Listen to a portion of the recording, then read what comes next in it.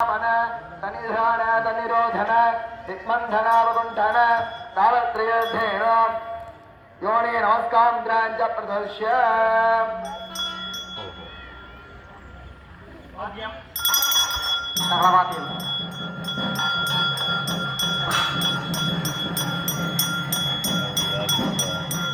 இப்பொழுது கலசத்தில் உள்ள சக்திகள் எல்லாம் விமானத்தில் ஆதாரம் செய்யப்பட்டு இப்பொழுது விமான கும்பாபிஷேகமானது நடைபெற இருக்கின்றது.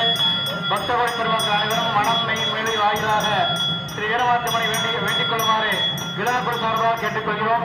ஓம் சக்தி, ஓம் சக்தி, சரளவாக்கியம், சரளவாக்கியம், ஓம் சக்தி, ஓம் சக்தி, ஜனநாயகமாய் பாக்குமாறு கேட்டுக்கொள்கிறோம். ஓம் சக்தி.